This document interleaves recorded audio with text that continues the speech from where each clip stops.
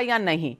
मैं आनंद दुबे जी आपसे पूछना चाहती हूं, कोई नहीं चाहता कि हमारे भारत में आपके आपस में वैचारिक सिद्धांतिक डिफरेंसेस होंगे, पॉलिटिकल पार्टीज में होते हैं, लेकिन कोई नहीं चाहता इस देश में किसी को भी भारत विरोधी कहना। लेकिन यह पूछना चाहती हूं कि आज स्मृति ईरानी जी ने जो तस्वीरें दिखाई, सुनीता विश्वनाथ, जॉर्ज सोरोस की ऑर्गेनाइजेशन से उनके लिंक्स हैं, सलिल शेट्टी जी जो उनके साथ भारत जोड़ो में घूमते हैं, जॉर्ज सोरोस के साथ उनके भी ऑर्गेनाइजेशन से वो आते हैं, जॉर्ज सोरोस खुद एंटी इंडिया प्रोपेगेंडा करते हैं, ये सबको पता है। कोई नहीं चाहता कि कोई भारतीय नेता किसी को भी राष्ट्रद्रोही कहा जाए, लेकिन जब इस तरह के इत्तेफाक सामने नजर आते हैं, दस्तावेज नजर आते हैं, और मैं आपसे पूछना चाहती हूं, आप तो शिवसेना से है ना, उद्धव ठाकरे ग्रुप से, आप तो जानते हैं जमाते इस्लामी क्या ऑर्गेनाइजेशन है।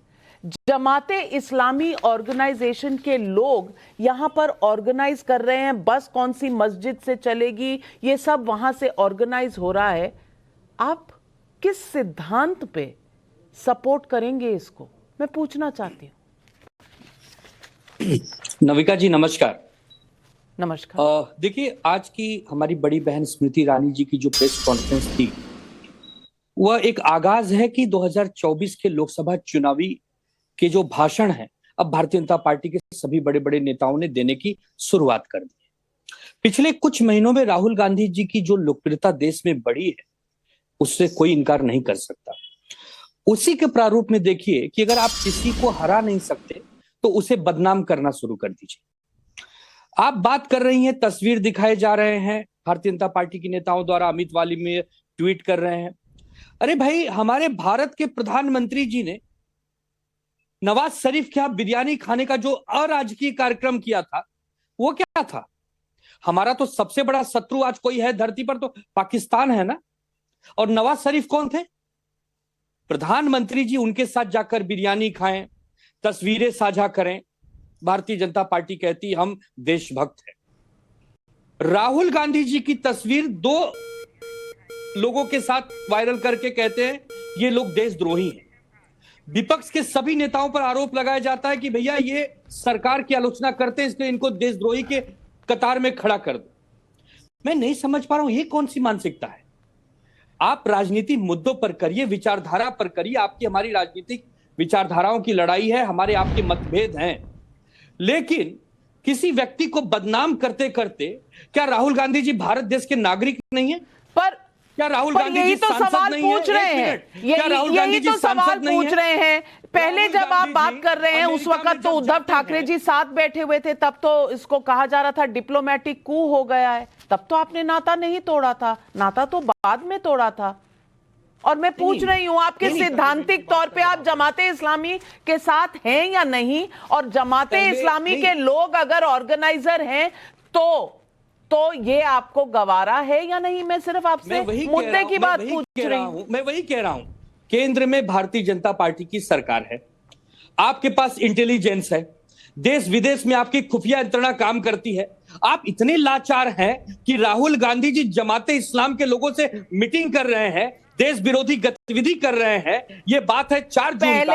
आज हम अंतिम जून के समय में खड़े हैं। पहले और आप कह रहे थे कि बदनाम कर रहे हैं, अब आप कह रहे हैं एजेंसियां यूज करो। सुधांशु त्रिवेदी जी, आनंद दुबे जी कहना क्या चाह रहे हैं, दर्शकों को समझा दीजिए, मेरी समझ में नहीं आ रहा। करिए, डिफेंस क्या है कि आप बदनाम न करिए, आप फ्रंट पे आके खेलिए, पीछे से किसी के पीठ पे छुरा न भोंकिए।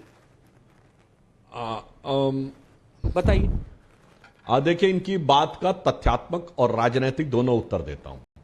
जो इन्होंने नवाज शरीफ की बात कही तो मुझे याद आ गया, नाविका जी, जब डॉक्टर मनमोहन सिंह प्रधानमंत्री थे और नवाज शरीफ ने मनमोहन सिंह जी के लिए आपत्तिजनक टिप्पणी की थी, याद करिए, उनके लिए देहाती औरत जैसे शब्द और भी उन्होंने आपत्तिजनक बात कही थी, तो मुख्यमंत्री के रूप में श्री नरेंद्र मोदी जी ने हुंकार भरते हुए कहा था कि 125 करोड़ देशवासियों के प्रधानमंत्री के बारे में बोलने वाला पाकिस्तान का प्रधानमंत्री कौन होता है।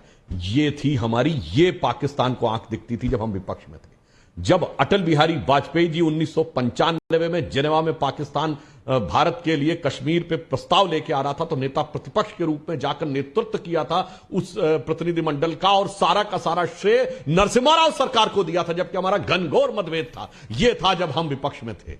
और अब आप कहते हैं, और मैं याद दिला दूं आनंद दुबे जी, आप तो समझदार व्यक्ति हैं, ये कहां बात कर रहे हैं कि नवाज शरीफ क्या बिरयानी खाई? भाई ऐसा है, मोदी जी वेजिटेरियन है, बिरयानी नहीं खाते, और वेज बिरयानी सिर्फ हिंदुस्तान में मिलती, पाकिस्तान में नहीं मिलती। और ये बिरयानी की कहानी जो आप लोग कह रहे हैं तो बहुत पुरानी हो गई जनाब। उसके बाद उरी और बालाकोट में तो उनको नानी याद दिला दी, नानी तो छोड़िए, छठी का दूध याद दिला दिया। भूल गए पाकिस्तान की नेशनल असेंबली में पाकिस्तान के सांसद का बयान, उसने उनके विदेश मंत्री को कोट करते हुए कहा, शाह महमूद कुरैशी साहब आए और आर्मी चीफ भी खड़े थे, आर्मी चीफ के पांव कांप रहे थे, उन्होंने कहा कि खुदा का वास्ता है अभिनंदन को वापस कर दो वरना शाम तक इंडिया अटैक कर देगा। कहां किस कहानी तो की बात में लगे हैं? मगर अब राजनीतिक बात का जवाब देता हूं। शिवसेना की बेबसी, शिवसेना की यह मजबूरी समझी जा सकती है नाविका जी, कि आज ये उस गठबंधन के साथ हैं जो केरल में मुस्लिम लीग के साथ है, या उस गठबंधन के साथ है जो बंगाल में फुरफुरा शरीफ के गद्दी नशी